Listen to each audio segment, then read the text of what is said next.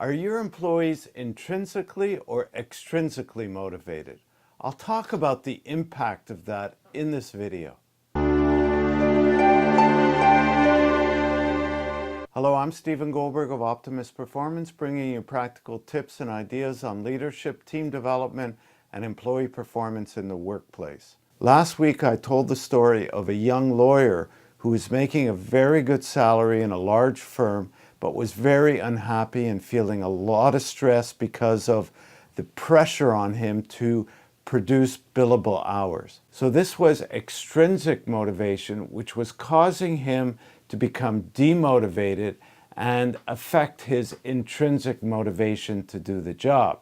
So intrinsic motivated employees are those that enjoy the work, like the feeling of accomplishment, and are driven from inside. But in this case, the pressure from outside was causing him to be demotivated, and also he didn't enjoy the type of work he was doing. Extrinsically motivated type of approach really promotes a more autocratic, controlling style of leadership where you get people to work to avoid a consequence or a punishment related to the work involved.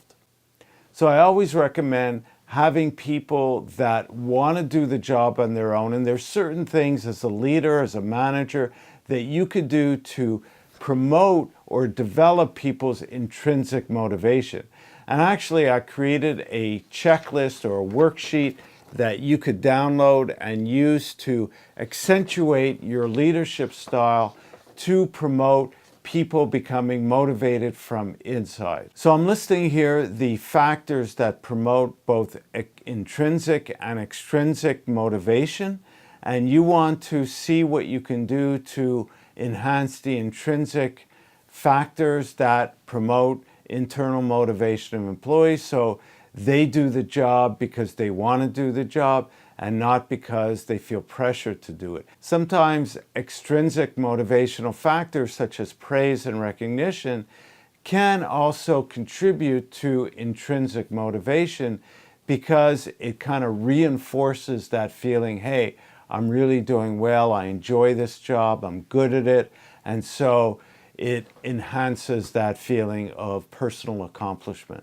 So everybody is motivated both intrinsically and extrinsically, but of course, it's a question of what is more important for a particular employee, and you want those that are intrinsically motivated because then they become more self-managed. You don't have to try and hold a carrot in front of them to get them to do the job.